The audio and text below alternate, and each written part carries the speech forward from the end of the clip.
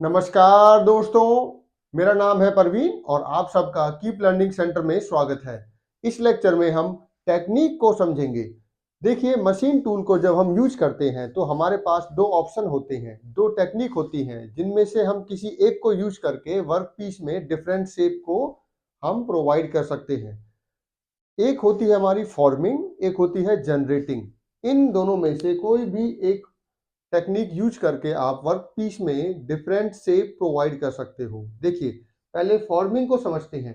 Forming एक ऐसी technique होती है कटिंग टूल में जो जहां पर हम जो शेप आपको वर्क पीस में देनी है वही शेप आपको टूल में होनी चाहिए।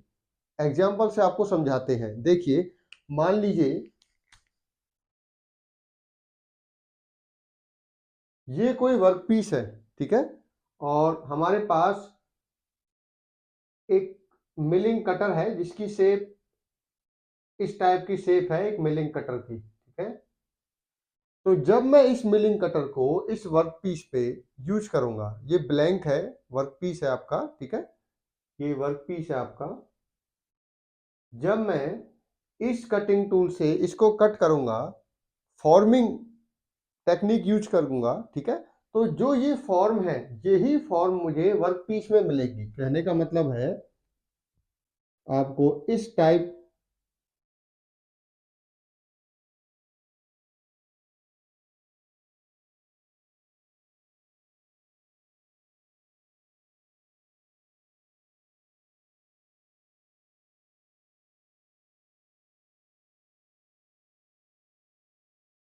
ठीक है।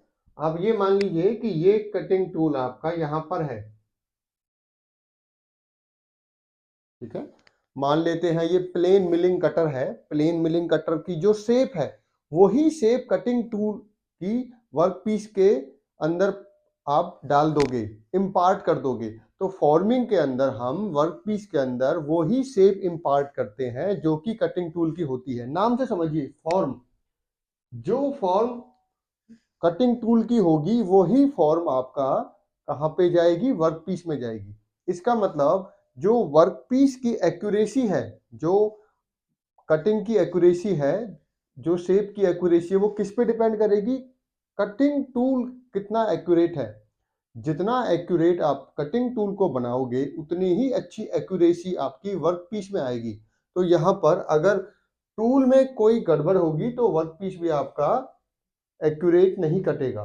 तो शेप और साइज और फिनिश वर्क पीस में किस पे डिपेंड करेगा? ये कटिंग टूल की एक्यूरेसी पे डिपेंड करेगा कि कितने अच्छे तरीके से आपने कटिंग टूल को बनाया है, ठीक है।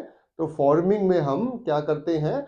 हम वर्क पीस के अंदर वही शेप प्रोवाइड करते हैं जो कटिंग टूल की होती है, ठीक है। तो इसका एग्जांपल आप ब्रॉचिंग ले सकते हैं। जो ब्रॉचिंग टूल होते हैं, ब्रॉच होता है हमारा, ठीक है, ब्रॉच की जो शेप होती है वो एग्जैक्ट शेप वर्क पीस में चली जाती है। तो ब्रॉचिंग एक टूल होता है जो मास प्रोडक्शन में हम यूज करते हैं। जनरली उसमें हम टीथ को कट करते हैं, ठीक है। तो टीथ इस तरीके से काटे जाते हैं, जैसे टीथ आपको वर्क पीस पे कट करने हैं ऐसे ही टीथ आपकी शेप ब्रॉच टूल पे होती है, ठीक है। तो आप फॉर्मिंग समझ गए हो। तो फॉर्मिंग एक ऐसी टेक्निक है जो मशीन टूल में यूज की जाती है जहां पर वर्क पीस में वही शेप डाली जाएगी जो कटिंग टूल की शेप होगी, ठीक है। अब आते हैं जनरेटिंग।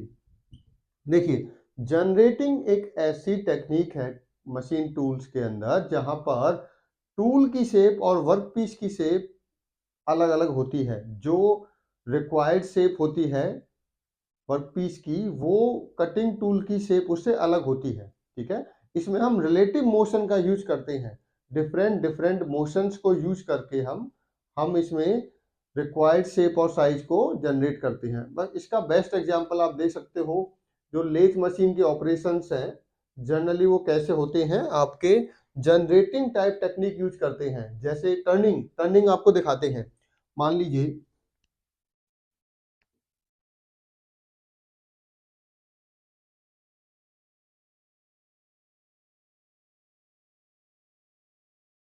देखिए, हमने इस वर्क पीस की पे टर्निंग की है, ठीक है।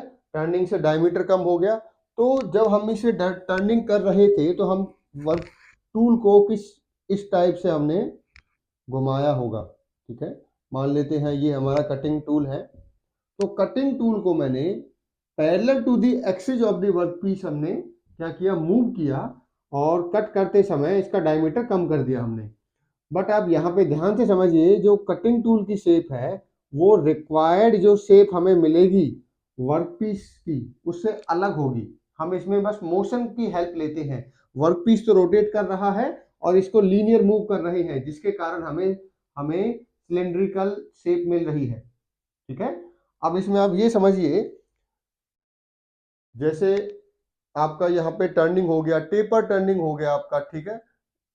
तो ये जो ऑपरेशंस होते हैं वो जनरेटिंग होते हैं। जनरली हम जनरेटिंग यूज हम ज्यादा करते हैं एज कंपेयर टू फॉर्मिंग, ठीक है। तो जनरेटिंग में एक्यूरेसी भी आपकी बेटर होती है as compare to forming technique. तो दोनों टेक्निक को अगर आप कंपेयर करोगे तो जनरेटिंग में जो डेवलप की जाती है वो शेप एक्यूरेट होती है एज कंपेयर टू फॉर्मिंग, ठीक है। और जो जनरेटिंग फॉर्मिंग जो टूल होते हैं वो भी कॉस्टली होते हैं। जो ब्रॉच टूल होता है वो काफी कॉस्टली होता है, क्योंकि उसकी शेप कॉम्प्लेक्स बनाई जाती है, इसलिए जो मैन्युफैक्चरिंग होती है टूल की वो कॉस्टली होती है, ठीक है। तो ये आता है फॉर्मिंग में। अब कुछ ऐसी ऑपरेशंस भी होते हैं जहां पर दोनों को कॉम्बिनेशन को यूज किया जाता है। There are certain operations in machine tool where we use the combination of the forming and generating, जहां पर हम जनरेटिंग और फॉर्मिंग के कॉम्बिनेशन को यूज करते हैं। कुछ तो हम वहां पे शेप के अकॉर्डिंग हम रिक्वायर्ड, ठीक है। देखो वर्क पीस में जो रिक्वायर्ड शेप आपको चाहिए, कुछ तो टूल देगा अपनी शेप और कुछ हम मोशन से लेते हैं, इसीलिए उसे कॉम्बिनेशन बोलते हैं हम जनरेटिंग और फॉर्मिंग से। Thank you.